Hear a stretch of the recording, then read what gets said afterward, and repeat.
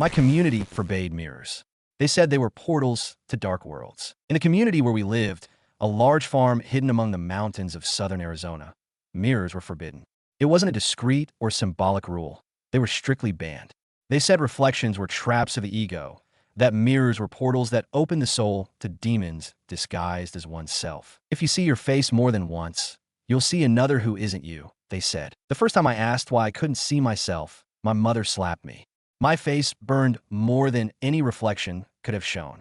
Don't summon what you don't understand. God punishes vanity with false eyes. I was 6 years old. I learned not to ask questions after that. Every doubt was a dangerous spark. Every spark could become a fire. It wasn't the only time. Questions, hesitations, gestures of doubt. Everything was punished. Our life was austere. The community was ruled by what Brother Esteban, the leader, called the absolute light.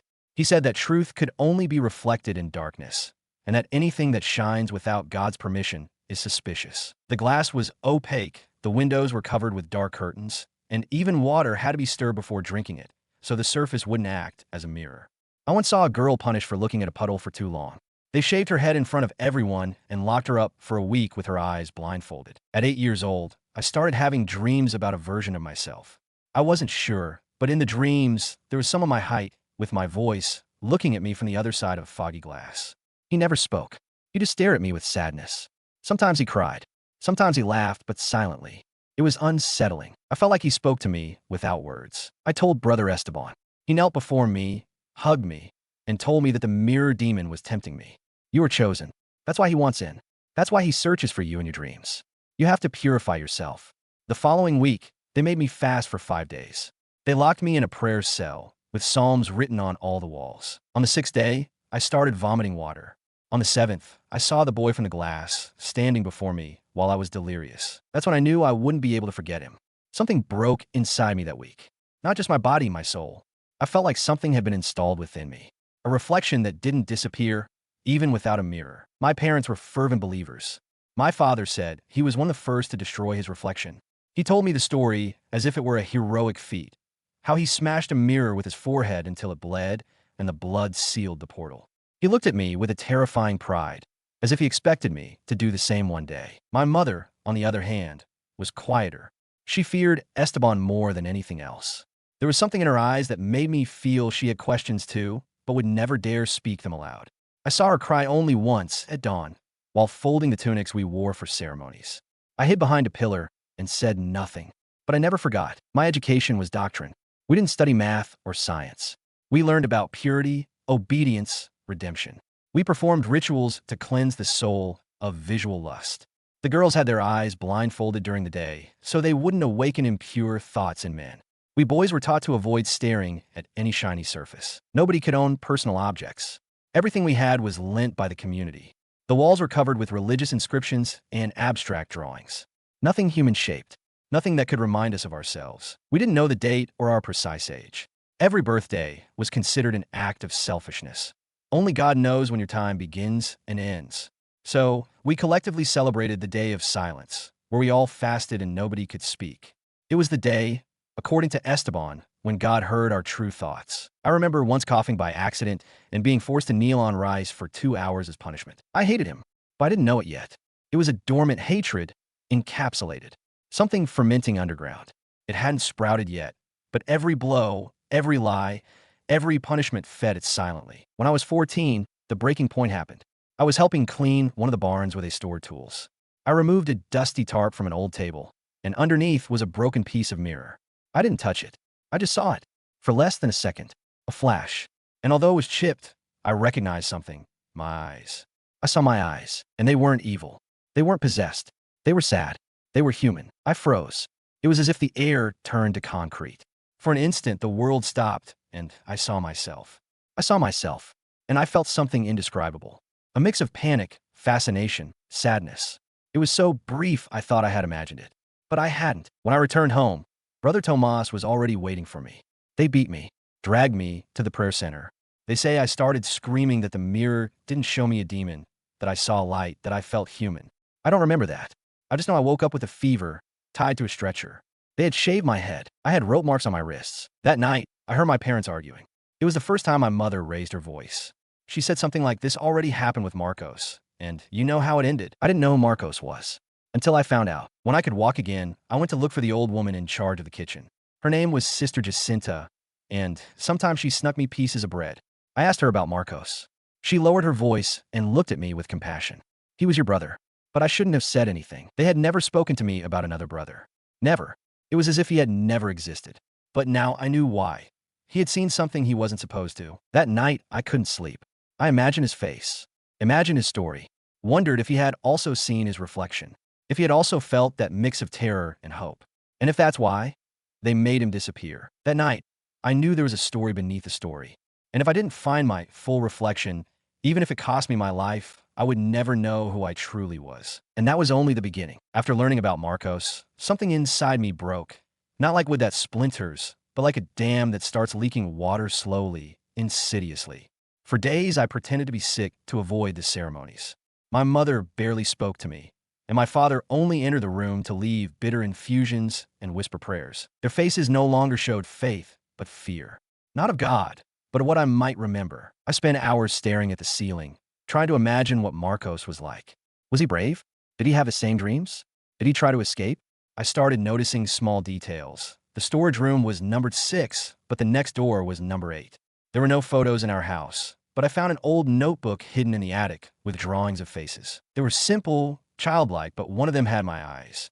It was as if someone had tried to preserve their reflection on paper. One day, while the adults carried out one of the visual purge sessions, I snuck into the restricted library. It wasn't much, just 3 shelves of books that Esteban considered dangerous but necessary for teaching resistance. But behind an old Bible, I found a psychology book with ripped pages. On one of the remaining sheets, a phrase was underlined: "Buried trauma doesn't disappear. It becomes an echo." That night, I dreamed of Marcos for the first time. He didn't speak. He walked barefoot across an empty field, carrying a mirror covered with black cloth. When I approached him, he reached out his hand. I woke up drenched in sweat, with a tightness in my chest that lasted for days. I started speaking less, not out of obedience, but strategy. I learned to listen, to see. There were cracks in everyone. In the tired eyes of Brother Tomas, in the way Sister Jacinta crossed herself twice when the sky turned cloudy. In my mother's silences, they all knew something, but fear made them accomplices. One dawn, I heard a murmur. It came from the prayer hall. I approached barefoot. Inside, Esteban prayed alone, but not with our words. It was another language, guttural, dark. He had an open notebook with drawn symbols, one of them similar to the one in the attic notebook. My skin crawled. He wasn't a shepherd. He was a jailer of foreign ideas. Everything changed in the following days. They called me to a special ceremony, the confirmation of the veil. The few chosen for that stage were considered spiritually ready to receive the blind revelation. It sounded absurd, but I understood it wasn't a punishment. It was a warning. They were going to let me see something, but not with my eyes. With the soul, they said. They took us to an isolated cabin high in the mountains. There were 4 teenagers, 2 boys, 2 girls. They blindfolded us and gave us a thick, metallic-tasting brew. One of us vomited immediately. I swallowed without flinching.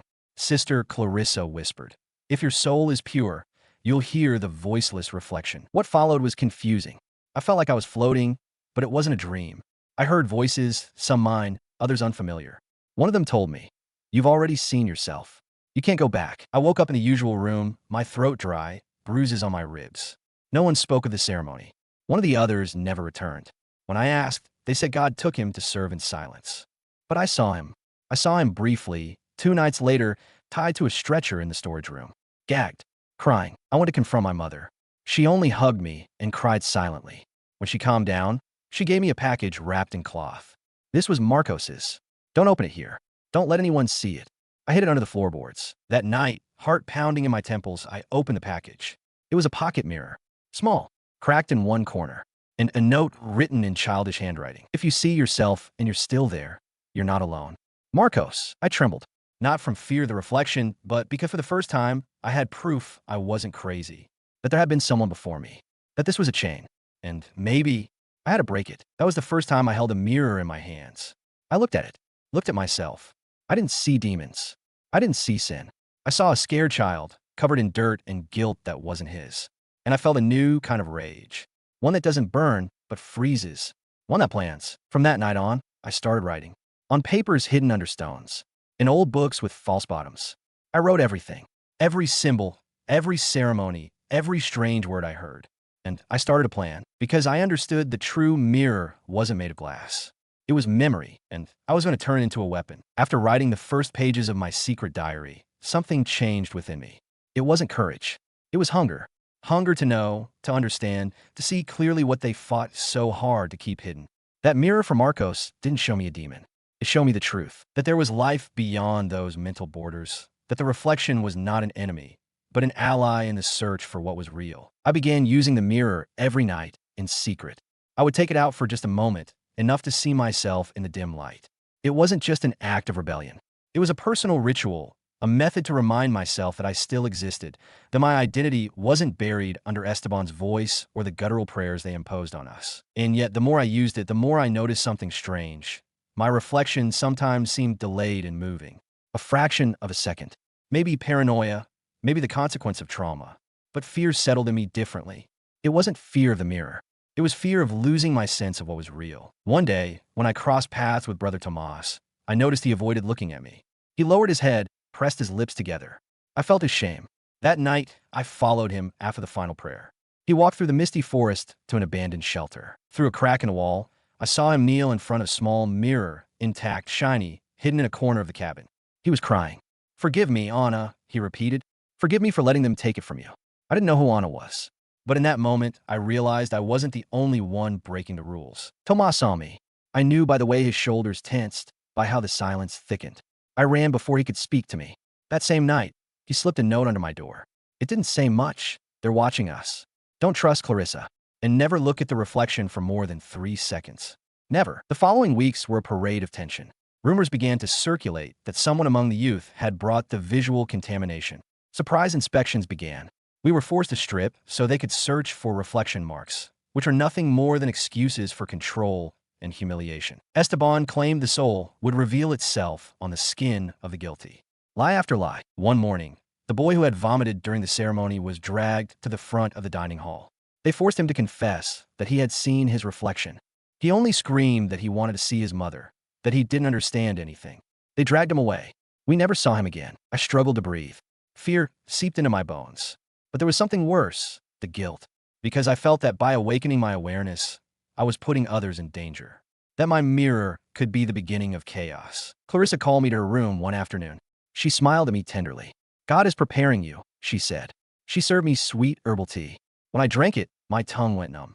She began to speak softly as the room spun around me. She said things that still haunt me. "You are an echo of another. Marcos failed, but you can still be corrected." I don't remember how I got back to my room.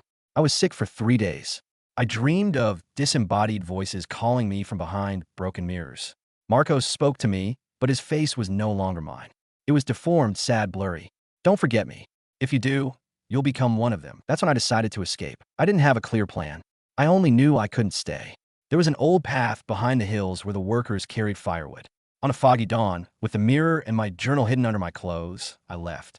I crossed the bushes, felt the branches tear my skin, heard the dogs in the distance. I didn't know if they were chasing me or if it was just my mind. And when I was almost to the forest, I saw them, 2 figures. They weren't running. They just stood there among the trees, holding unlit flashlights. One of them was Esteban, the other Tomas. I approached. I was afraid, but I didn't stop. Esteban spoke first. "Did you think you were the first? That you could see without consequences?" Tomas looked at me, not with hatred, with resignation. "You're closer to the truth than you think, but you're still not ready to see all of it." Esteban took something from his pocket. Another mirror. Larger. Older. He held it in front of me. "Look at yourself," he ordered. "If you're still you, we'll let you go." I trembled. I looked, and for a second, I saw more than my reflection. I saw the attic room. I saw Marcos writing. I saw my mother crying with a mirror in her hand. I saw a line of children standing before a steel door. I saw fire. And then I only saw my eyes. "He's still there," Tomas whispered. Esteban nodded. "Then let him go. But don't come back. Because if you return, you won't leave again." I didn't say a word. I ran. I ran until the forest opened up and I saw the highway. I ran until my legs bled. But as the real world welcomed me with lights, horns, and noise, I could only think of one thing. What if the world out there also has its broken mirrors? The city was a brutal contrast to the ritual silence of the community. Everything was noise, lights, speed.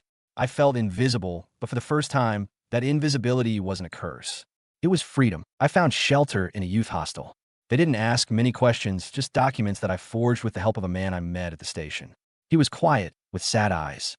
He helped me without asking for anything in return.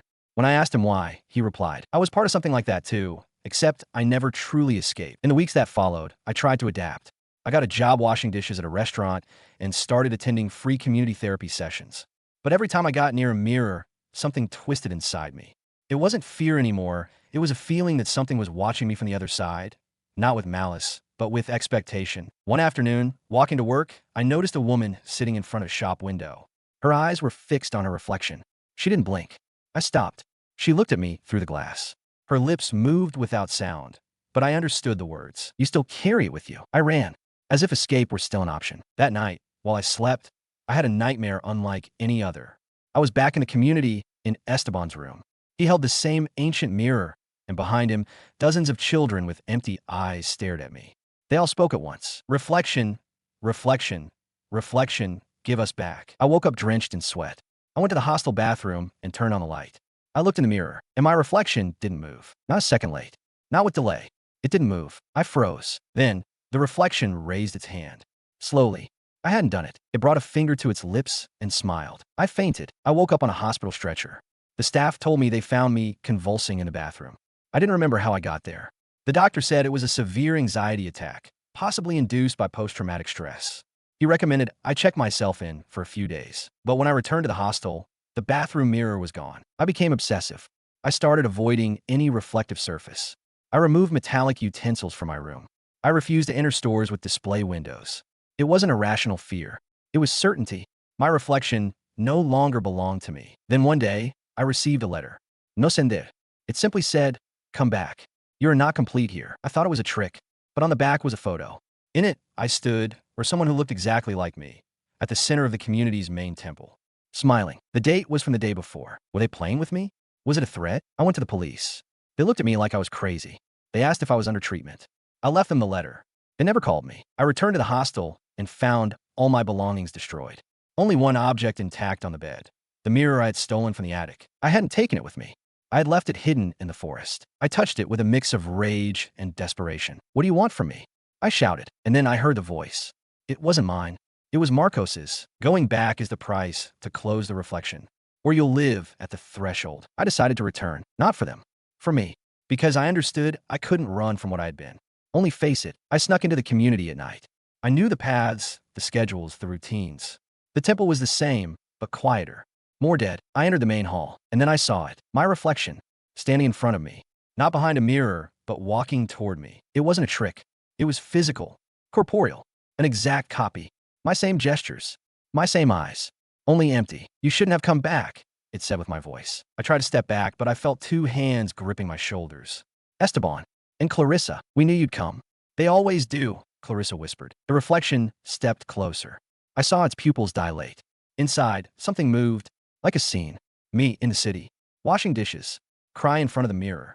I saw my life being lived by someone else. "You're not the original," my reflection said. "You never were." The world spun, and everything went dark. When I woke up, I was in a room I recognized. Mine, in the community. But something was different. Everything was cleaner, brighter. I got up, looked out the window. There were children playing. They waved at me. They called me Brother Thomas. I ran to the mirror in the room. The face I saw wasn't mine. It was his. And then I understood. Maybe I never escaped. Maybe I just crossed to the other side of the mirror.